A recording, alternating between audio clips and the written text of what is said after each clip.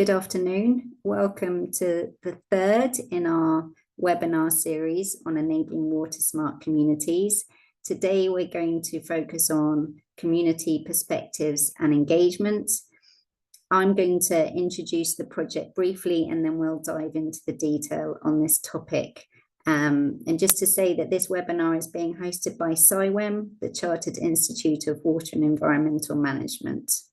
And CIWEM is involved in the Enabling Water Smart Communities. We're leading on the communications and engagement part of the project. So before I kick off, just a few housekeeping things. So the webinar is being recorded. If you have any technical issues during the webinar and you need some help, then please raise your hand and use the chat feature in Zoom to let us know what the problem is. We'll also take questions, and we'll take questions at the end of the presentations. If you'd like to pose a question or make a comment about what you've heard, then please use the Q&A function on Zoom. So that's different to the chat function. So the chat function is for technical issues, and the Q&A function is for your questions and comments about the content of the presentation. So hopefully that makes sense. So enabling water smart communities, as I said, this is the third in our webinar series this autumn, and this is going to focus on academic research into the project that's been done into community perspectives and engagement. And I'm Kat Moncrief at CIWEM, and I'm joined today by Ella Foggitt from the University of Manchester, who's a research associate there, and also Kavindra or Ravi Paranage, hopefully I've pronounced that correctly, Ravi, who's a senior research associate at the University of East Anglia. So I'm going to do a very quick introduction to the project. I'm aware some of you will have joined some of the previous webinars in this series, so I'll just do a very quick intro, and then we'll get into the detail of the research. So the Enabling Water Smart Communities project is an innovation project funded by Ofwat, and it's exploring the relationship between integrated water management, community practices, and housing development.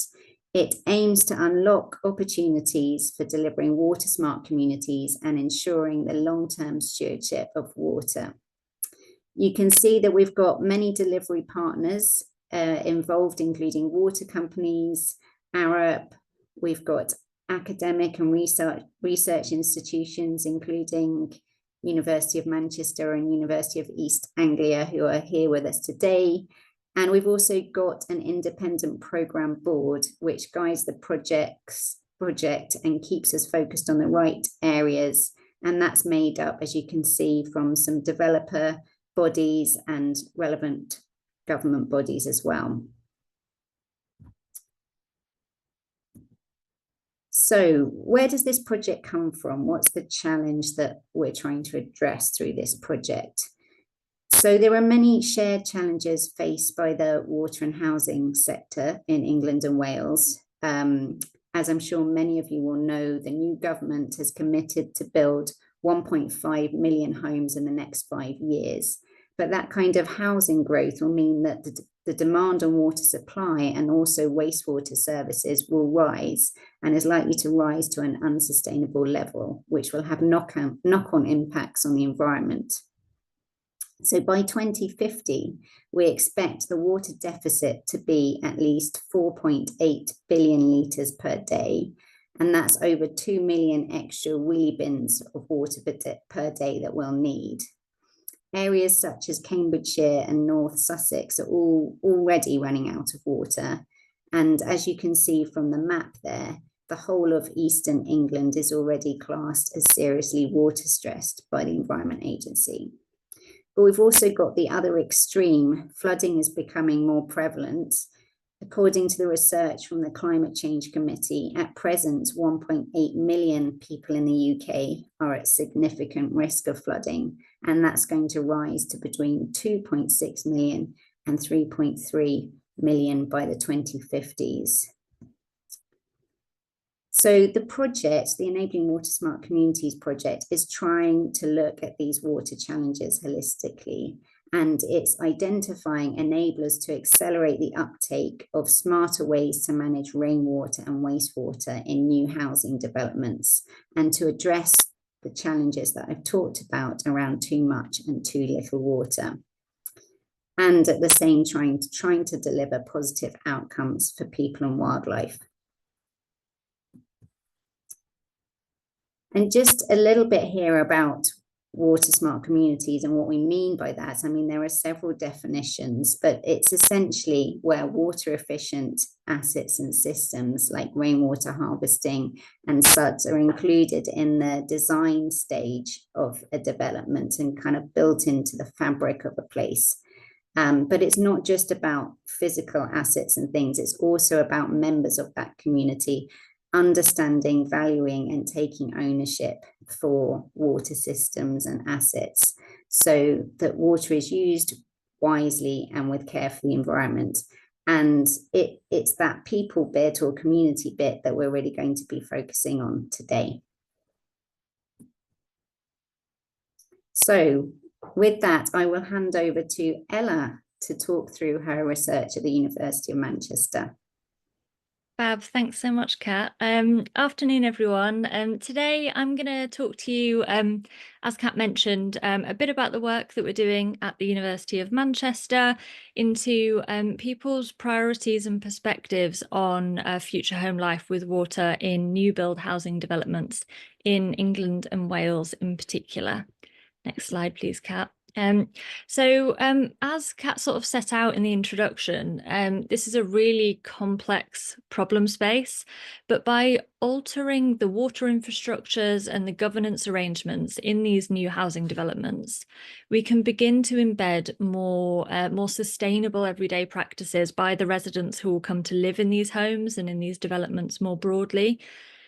And it's important that we understand how professionals are imagining or envisioning sort of future residents for these water smart communities, because their visions or their expectations will go on to shape what either is or isn't ultimately built into this development or these developments. And so they can shape the ways of living that become likely or less likely within these new developments and by the residents who come to live in them.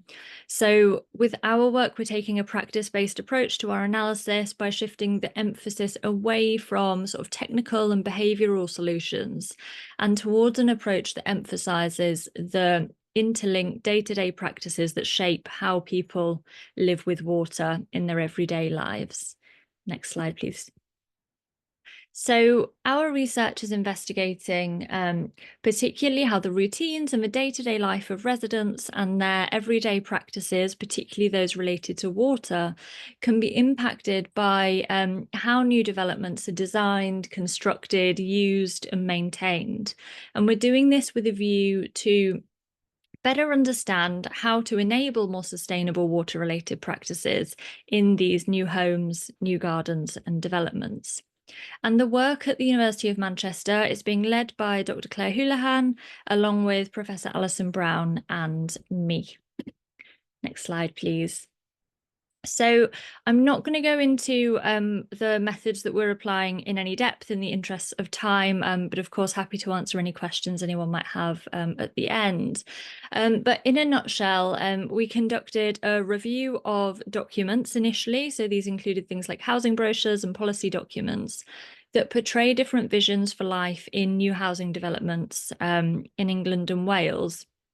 And then using the findings emerging out of that review and a follow-on review of academic literature, we then compiled over 100 statements about future home life with water that we whittled down through various processes to 47 statements. And it's these 47 statements that form the basis of our Q method study, which involved members of the public, and sort of water, environment and housing professionals individually ranking these 47 statements to answer the question, what are the most important considerations for new build homes and communities? And this Q method approach is designed to study subjectivity. So we're using it in this project to begin to unpack the complexity of public and professional viewpoints related to water smart communities. And so we're now in the process of analysing that data to identify clusters of perspectives within group of members of the public, and then within the group of professionals. And have also conducted follow-on activities, so things like interviews and a focus group discussion. And I'll be drawing on some of these emerging findings in the rest of the presentation. Next slide, please. So looking initially at some of the findings that are emerging from the document review, at a pretty high level, we found that generally the services provided by water are expected to remain relatively unchanged within the home. There were things like water efficient fixtures, but nothing that really fundamentally was expected to change how people interact and live with water. But in some visions of these documents that we analysed, certain sort of water adjacent aspects of day-to-day life were slightly different or expected to be slightly different. So things like working from home, for example, came through as being an expectation in various different developments. And working from home has the potential to affect when and also where water is consumed. So, for example, studies into patterns of water use have found shifts in terms of peak demand, but also in terms of shifting the place from commercial settings to residential contexts. But in the review as a whole, we found that it was outside the home that things often appeared a bit less ordinary, and where water was incorporated in different ways of gardening. There was particular emphasis in various documents around shifts towards communal gardening, but also around gathering and senses of sort of community cohesion and stewardship of water-related infrastructures. And active travel, next slide please, Kat, was something that came through quite strongly in various documents that we analysed. So things like cycling, scooting, and also walking.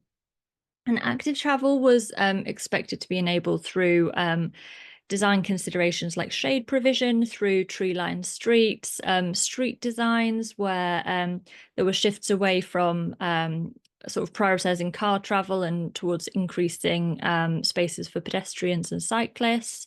And also cycle and water infrastructures in not only sort of public sphere, but also in terms of shower infrastructures within office buildings, for example.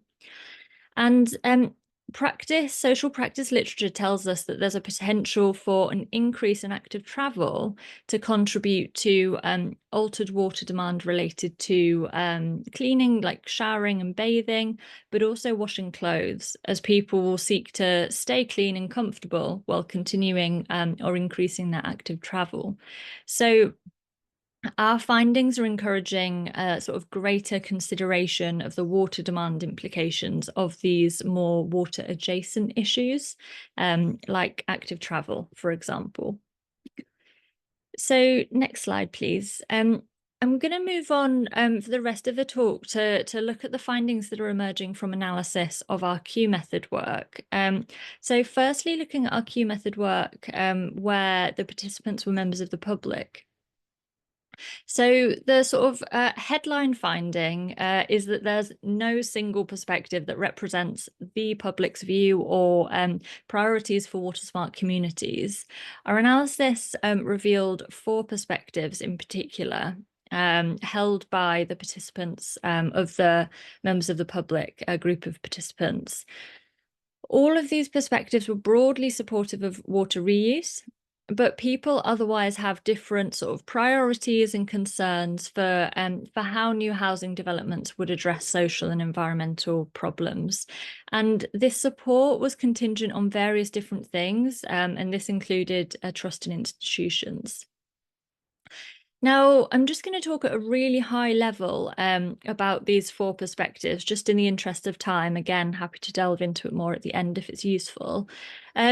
But a key feature for the first perspective that was held by members of the public, again, just those who participated in our study, was self-sufficiency, both in terms of water, but also food provision. And then perspective 2 was characterized by encouraging technology to be embraced, particularly novel technology, so things like waterless washing machines as a means to conserve water.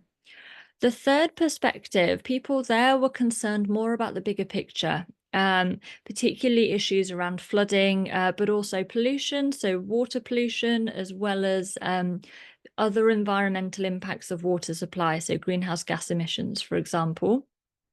And then the fourth perspective, the quality of fixtures and fittings was the priority there. And there was some technological hesitancy that was indicated by members of that group. And so there's a whole lot of complexity that I've sort of skirted over in the interest of time here. But those headlines should hopefully give you a bit of a flavour of the four perspectives that were emerging through the members of the public group of participants. Next slide, please.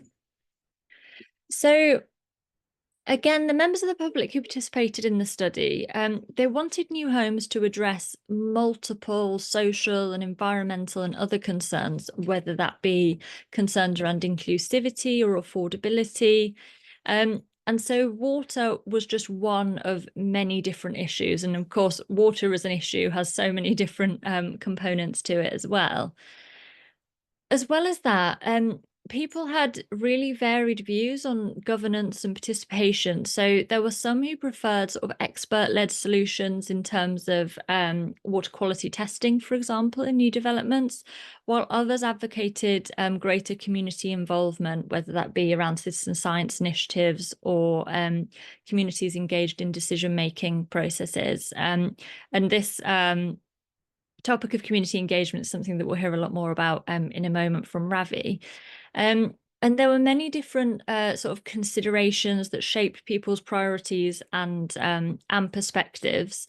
And these range from sort of environmental and social concerns the other way to more financial related concerns and affordability. Next slide, please. So then the final set of findings I'm going to draw on are those held by professionals from the study. And the professionals' perspectives, this analysis is slightly less developed. We're not as far through with the analysis yet, but this is hopefully, again, going to give you a sense of what's coming through with more to follow. So there was an acknowledgement within the professionals in our study that current ways of doing things needs to change. And many of the professional participants, they noted that system-wide changes, so shifts in the practices of regulators, for example, had a greater potential to resolve environmental problems than a reliance on sort of technical solutions at the household scale, for example.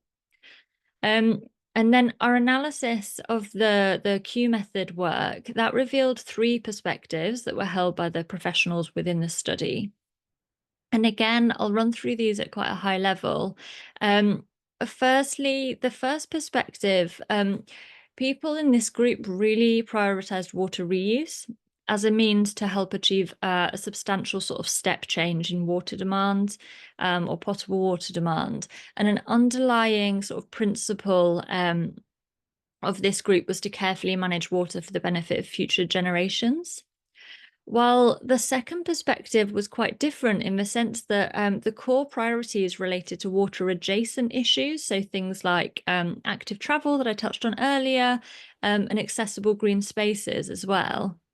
And then the third perspective, people in this group were really interested in designing new developments that contribute to addressing multiple different water problems.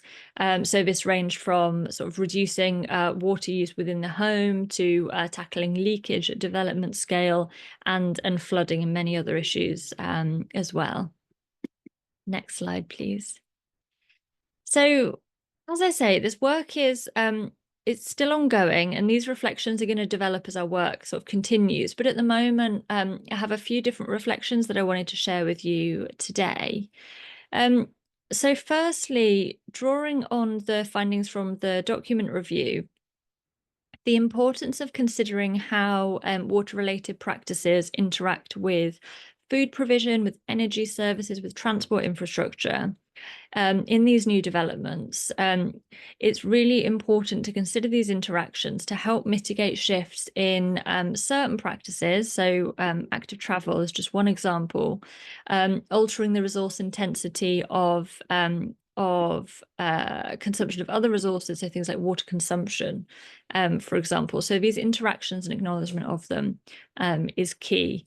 And from the documents that we reviewed, it's something that doesn't seem to be acknowledged widely. And then public support for new water infrastructures and new technologies, it was often framed in the public domain as being a simple sort of for or against, but usually there's a lot more to it than that.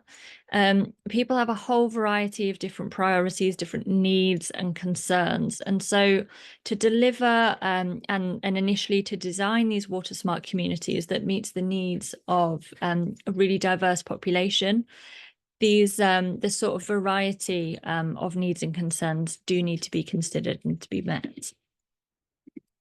And then next slide, please. Both sort of support and resistance towards a given issue takes sort of many different forms and comes with many different conditions and caveats. There's the sort of yes, but, or no, unless. And it's really important that this complexity and these nuances are understood to enable new practices and new technologies to be sort of popularized and normalized more broadly. And the Q method approach helps us to delve into some of these nuances. And then finally, a reflection around governance, and something that came through interviews with members of the public in particular was how important it is that these governance processes ensure the safety and reliability of new systems, not just in their implementation, but also in their maintenance long term, because study participants cited various concerns around trust, not just in technologies, but also in institutions as well. Next slide, please. So to sum up, so our work's helping to sort of unravel some of the complex, multiple perspectives that are held by both the public and professionals, and to demonstrate the priorities that might need to be addressed to support change in building design, construction, maintenance, to help enable and support more sustainable water futures. We're finding that people hold multiple perspectives on this topic of future home life with water, and the concerns that people have and the priorities that people think should be implemented are really diverse. We also found that members of the public who participated in our study were largely supportive of water reuse, but that support was dependent on concerns around safety, affordability, repair and maintenance, among others. And our review found that various new ways of living are sort of imagined and envisioned in existing housing documents, but these have the potential implications for water use. And these implications at the moment don't seem to be widely acknowledged and considered. So we'd encourage greater acknowledgement of these interactions across sectors. Next slide, please, Kat. So today I've run through some quite high-level findings emerging from our ongoing research, and there's still more analysis to do. And part of that analysis is going to be comparing data from professional and public perspectives, and we have further data collection to do as well. If you're interested in learning more about our work, we've recently published a Medium article, and in that we talk more about our study and some of the emerging findings, and that can be accessed using the QR code on the left. And then there's also an upcoming piece that we've written about development scale water reuse that's due to be published very soon, and that will be accessible very soon on the QR code on the right for anyone that's interested. And my presentation has talked about some of the perspectives of members of the public as well as that of professionals. So now I'm going to hand more over to Ravi, and he's going to talk in more depth about how publics are engaging with water issues.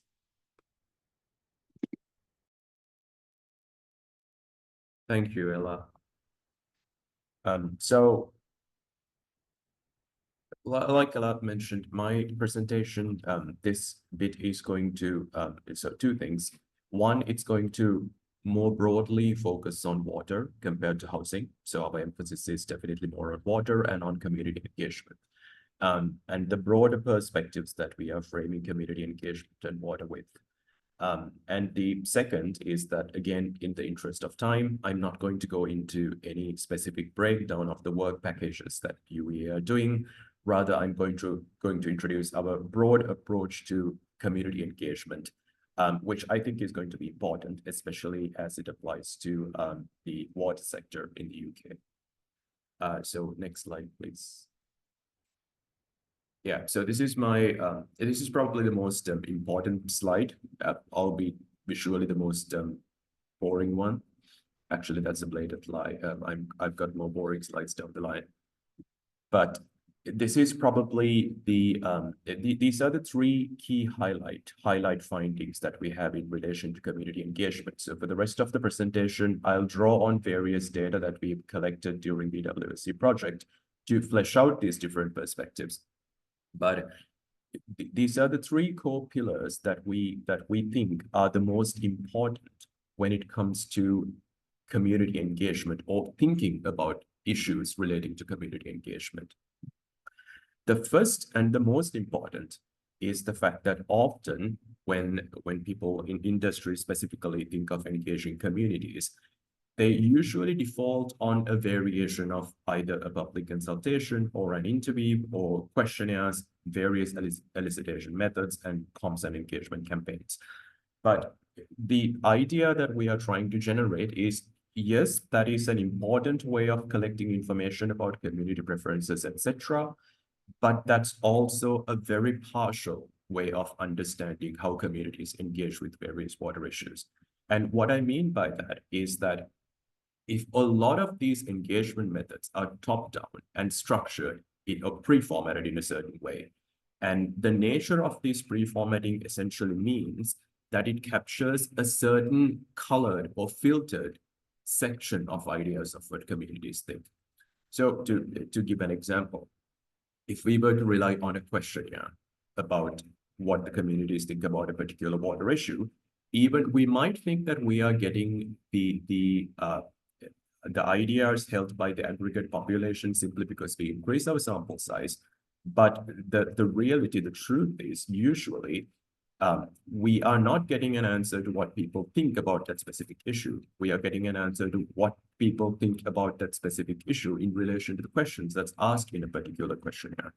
So that's one of the problems with the elicitation methods, is that they usually are good at getting the community's input on certain aspects of water problems, but they come with the baggage of being filtered through a highly structured setting. So one of the key things that we want to focus on to do community engagement better is also complement that set of exercises with trying to develop an understanding of what the communities are already doing.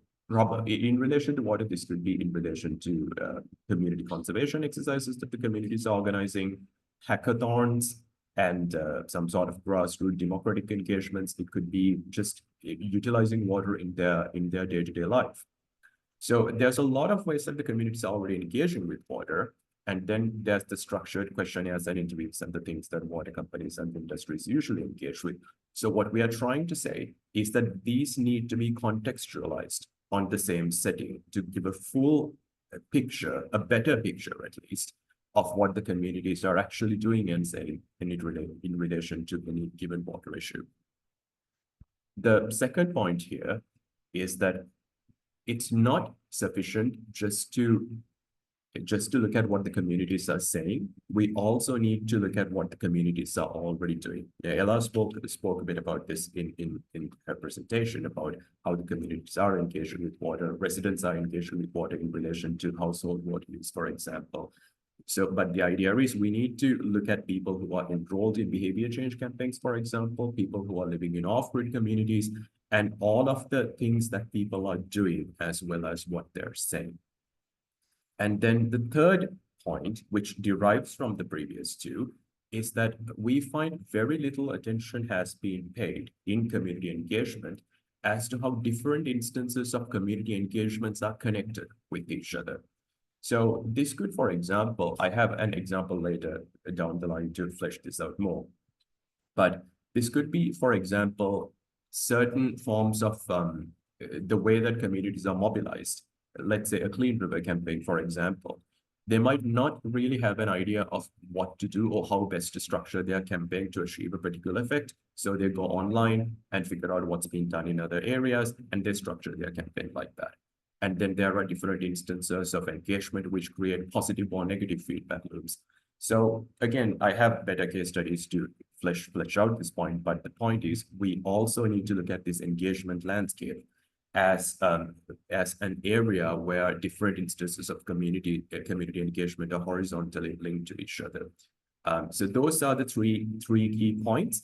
I'll keep referring back to these points when I flesh them out with more examples. The next slide, please. So this, for example, is an example of cases that we drew from Australia.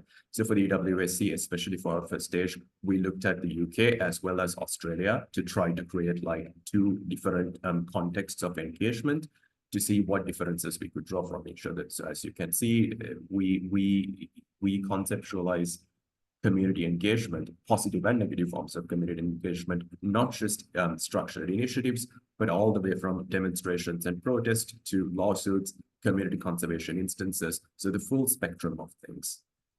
The next slide, please. So this raises a question, though, because I've said that it's not enough to do structured initiatives like questionnaires and elicitation methods, but we also need to look at what the communities are already doing. How do we go about doing this? The simple answer is, and I'm again not going to go into a large discussion of the methodology for this specific thing, because that's going to take up a lot of time. But broadly, the solution that we've come up with at UEA is that we do some sort of mapping exercise. We conduct a mapping as closely and as differentially as we can. We conduct a mapping that encapsulates all the different forms of community engagement. There are many different methods that we could do this, that we've piloted at UEA in relation to other energy-related issues. For example, we can do library searches, which is what we've done here. We've drawn from a database of like 500,000 articles in the UK and in Australia to create a database of 250 cases. But we could also do digital tools. So there have been separate work that we've done in relation to Twitter, for example. How do people engage on various social media? What do people say and do on social media? And how is that different from the way that people conventionally answer or respond to questions? We could scale all of this up in terms of analysis by looking at generative AI approaches, for example. We could do crowdsourcing. So there's a lot of ways in which we could do this. The next slide, please.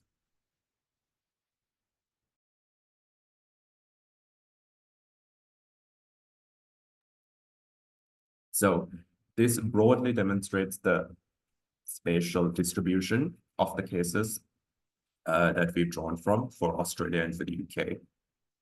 The next slide, please.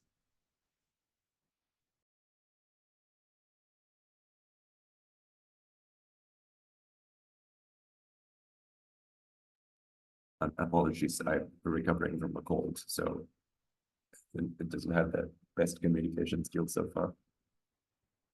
Anyway, this is to flesh out the point I mentioned about mapping and contextualizing engagement, both in terms of the top-down elicitation processes. So if you look at the top left corner of this, that's normally what we think of when we think of community engagement. We think of public information and communication campaigns. We think of questionnaires and surveys, consultations, and that does account for a very large portion of what engagement constitutes generally. But the idea is, if you look at this map, it's not just the top left that's populated. It's the entire spectrum of engagement is populated, everything from activism to community action to co-housing. If you go to the next slide, this is the map that we drew for Australia. The previous one was for the UK. And you can see a similar wide distribution of modes of engagement. And so this is just one example of the way that we can portray a map. There are many other different ways of doing this. This particular map has been structured so the horizontal axis is left is institutions, that is initiatives that's organized by water companies or statutory bodies, for example.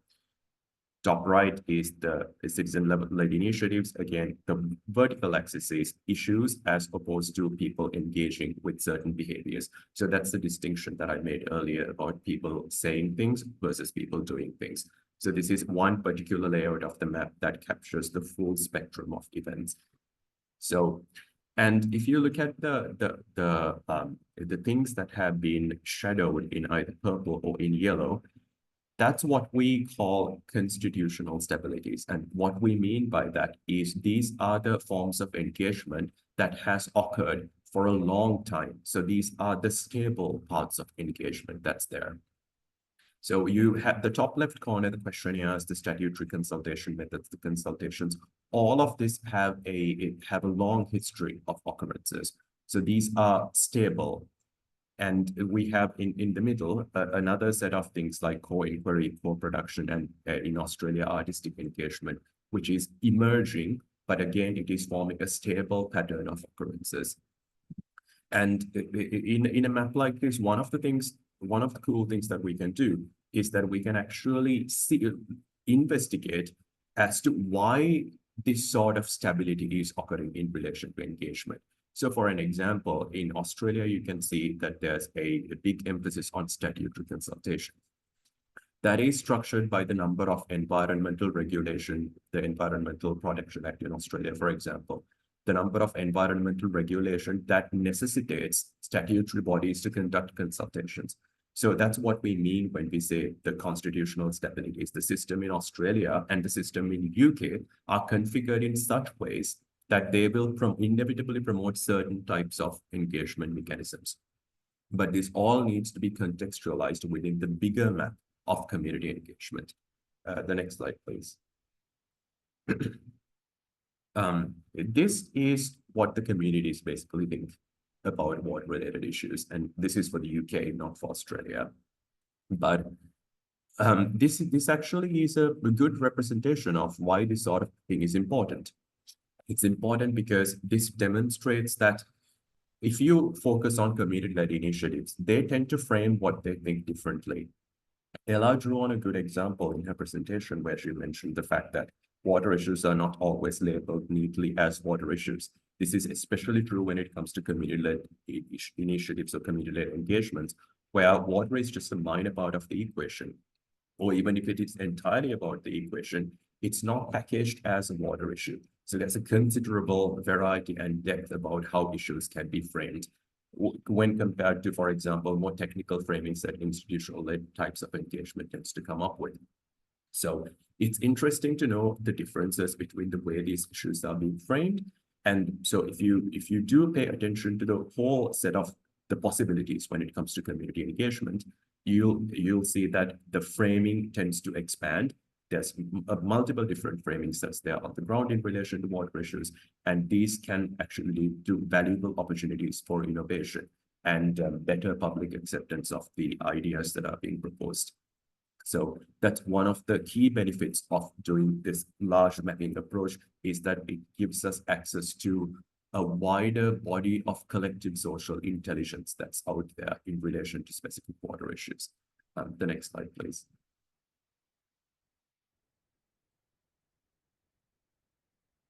Yeah, and which brings me to my third and last point, which is the interconnected part. There's a really good example that I can draw. In this case, I've drawn from Australia, but there are other examples that which we can draw from the UK, for example.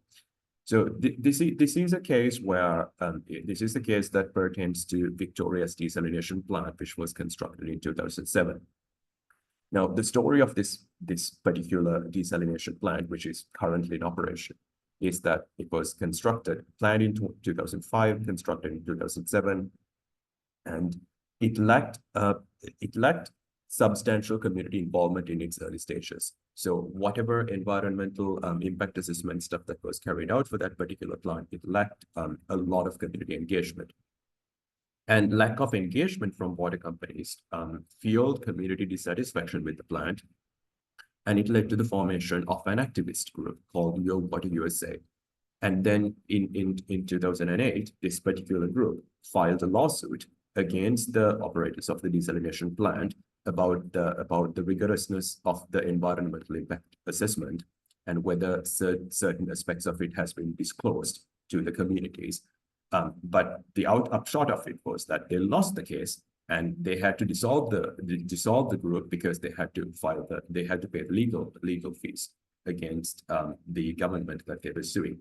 But this obviously made the problem much worse, because once the group was dissolved, they again regrouped under a different name, and this time they did a wide range of instances of demonstration that was geared solely against protesting against the desalination plant.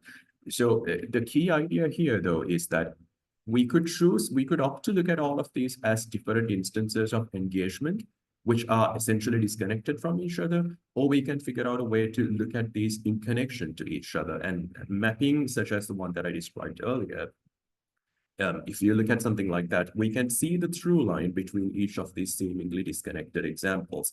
And that is one of the major benefits of linking different ideas, different instances of community engagement, is that you can see the through lines between these, and you can see how past instances of engagement leads to present instances of engagement, how engagement badly done has pushed community pushback, has incurred community pushback, which has again led to better forms of community engagement. We can model this out using system dynamics modeling, for example, to figure out the positive and negative feedback loops that exist between different forms of community engagement. The next slide, please. Ravi, is this your last slide? Yeah. Yeah, brilliant.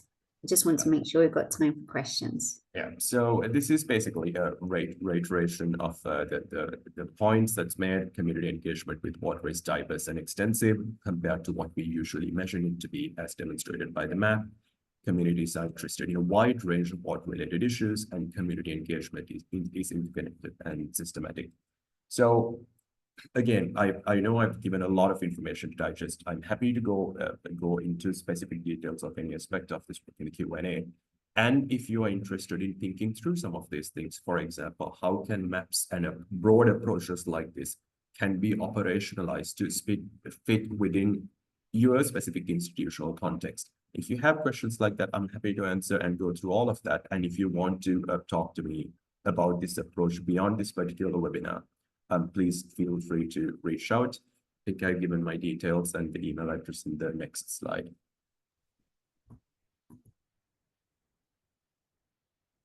Yeah, so my the details on the email are here. I mean, I welcome to engage. I welcome an opportunity to engage with all of this stuff in more detail. And again, we have some links to a Medium article that's been published through EWSC and a couple of other reports that's been published, if that is of interest. Thank you. That's great. Thank you so much, Ravi and Ella. There's just so much in all of what you've said. So I'm sure there will be some questions. And in fact, a couple of questions have already popped through the Q&A. Hopefully, participants have found the Q&A. If you've got a comment or question, then please type it in there and we'll aim to get it answered for you now. If we run out of time, then we can come back to you with answers later. So question here for Ravi from Rebecca Lovell. Please, can you give some UK examples? Oh, you're on mute. Oops. So that's a good question. Specific examples in relation to community engagement or the distribution of community engagement. I'm going to take that question quite broadly.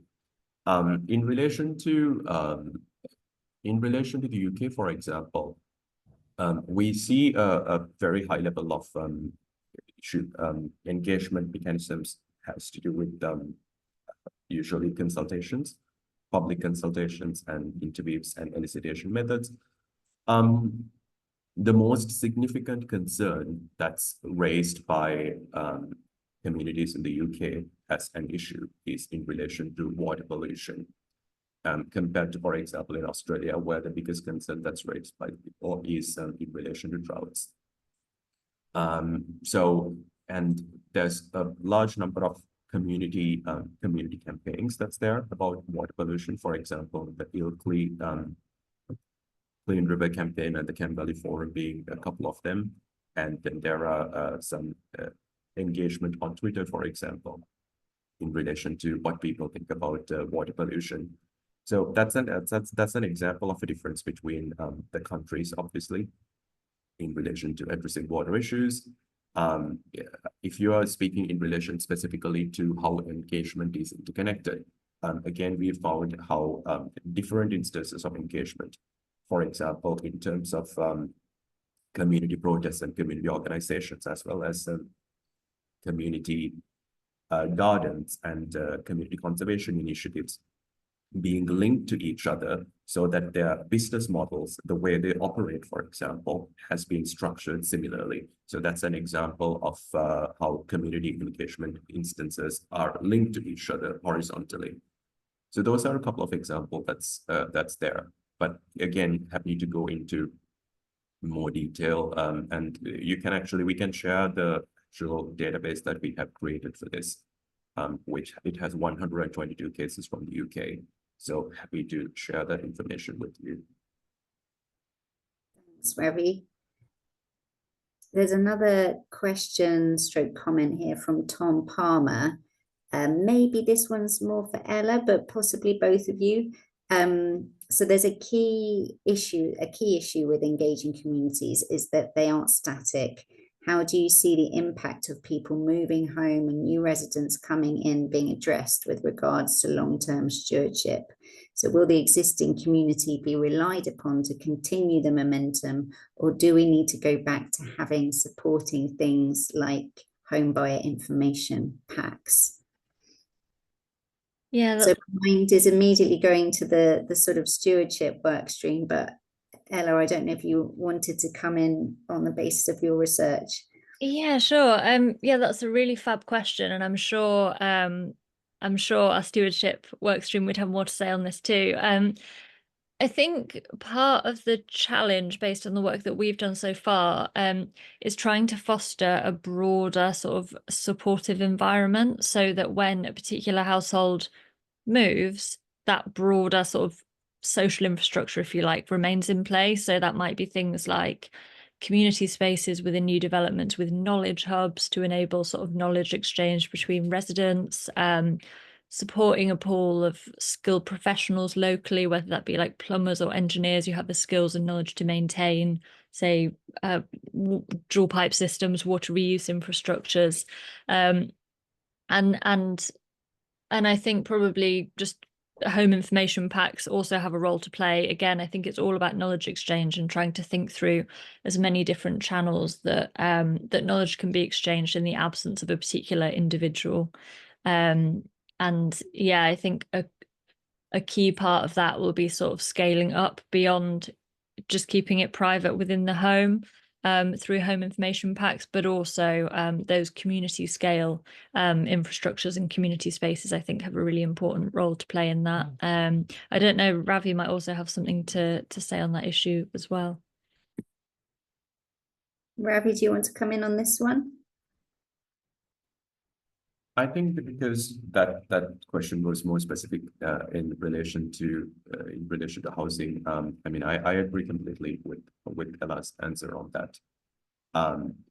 Usually, yeah, I mean, we've done a case study. I mean, we are doing a case study on Project Zero, which actually deals with this specific question of long-term stewardship, and there are no easy answers that we can come up with for that at the moment.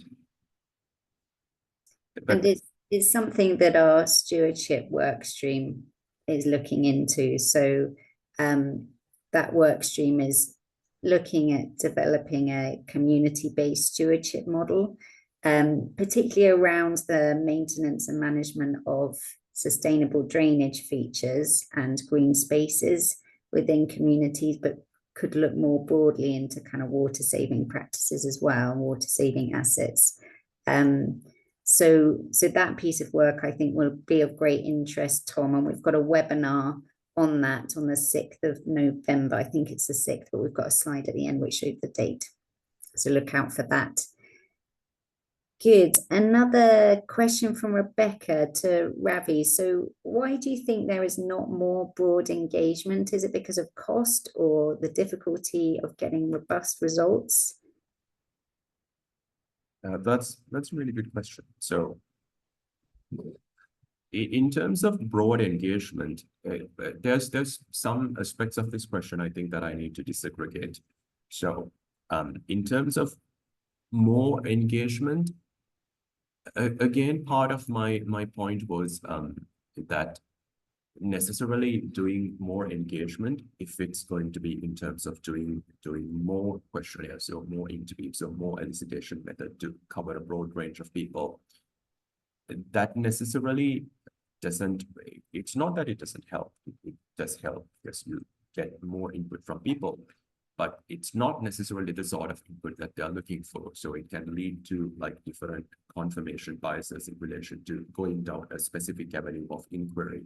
So the idea is, again, to try to develop alternative methods like the mapping method that I just described, and as we piloted for the water sector insight in the EWSC, is to look at alternative methods, which, by the way, if we want to talk in terms of cost, if we operationalize a particular mapping method within an institution, the cost of actually doing the method, the mapping method, is far less than actually doing on-the-ground questionnaires and doing more types of engagement methods. We could establish crowdsourcing platforms, and we have ways of significantly scaling up the capacity of mapping by using generative AI, for example. So there are all these different ways that we could actually expand the mapping approach. So it's about finding the right balance between these different complementary approaches. And again, in terms of getting robust results, I would say that the advantage of using a mapping approach with the traditional, typical normal engagement types that we do is that it gives you a wider spectrum of what the community is actually thinking about in relation to a particular issue. So you have better social intelligence across the board. And I think that in turn leads to a more robust view or a spectrum of views as to what the public's think in relation to water issue and how they're entangled with other types of things. So there are many different ways in which mapping approaches can be contextualized within a particular institution. It can be in a water company, for example, or within the housing sort of land or a property development. So there are all sorts of different institutional parameters within which this approach can be contextualized. I don't know if that answers the question in full, but that's basically our idea of what would work best in terms of expanding what we do in relation to community engagement, or how we can get more robust and a better sense of what the communities are actually thinking in relation to water issues. Thanks, Ravi. Ella, I've got a question for you. I don't think there are any more coming through on the chat. So if I may, I've got a question for you, which is when you talked about the QSort work, I wondered what kind of differences and similarities you found between the work with the public and the work with the professionals. I wondered if you could go into that in a little bit more detail. Yeah, sure. So we're yet to do the full cross-group analysis. So I'm going to have more to say on that soon. But from particularly the qualitative analysis that we've done so far, we can already see some similarities across the viewpoints in terms of aesthetics of new homes held by professionals and by members of the public. In all three of the professionals' perspectives and most of the public's perspectives, ensuring that new homes in new developments look similar to sort of typical new build home properties. That came through as a low priority almost consistently across both groups. There were also points of difference, though. I think the professionals broadly prioritize sort of larger scale, longer term sort of solutions, and there was less technological hesitancy among the professionals group. There was broadly quite a strong appetite within that group for sort of more technical fixes. But yeah, we'll be able to say more once we've completed the full cross-group analysis, but there are some sort of key distinctions, but also similarities already coming through from what we've done so far. That's great. So can we expect an article from you on that over the next few months? Yeah, absolutely. Great. So there are no more questions. Oh, there is a question that's just popped in. I was about to say there's no more questions. Rebecca again, communities are hard to engage. Do you have practical examples where there's been cut through? So any example where there's been good cut through with communities? Yes, so I have a few examples, and I think I can flesh out this point quite well. We've only got a couple of minutes, so yeah, okay. I'll try to get the highest level overview possible. So in terms of practical strategies for engaging communities, usually I wouldn't take it as an axiom that communities are hard to engage. It might be a difference of focus, for example, in terms of what they care about, but sometimes it generally might be that they don't care about the specific issue in question. So it's perfectly valid point to raise, but often my experience has been in engaging communities, one of the biggest problems is that the framing that the community comes up with and the framing that the institution comes up with don't match. And we've done this in relation to another Anglian water-related project, actually, in relation to electrolysis, and I think it's called the Triple Carbon Project. That's about sewage. But it was a new technology demonstration that Anglian Water was doing. And they had a bit of a trouble engaging communities. And one of the solutions that this mapping approach helped was that the mapping approach discovered that one of the community solutions for the wastage sewage problem that they've come up with is compostable toilets.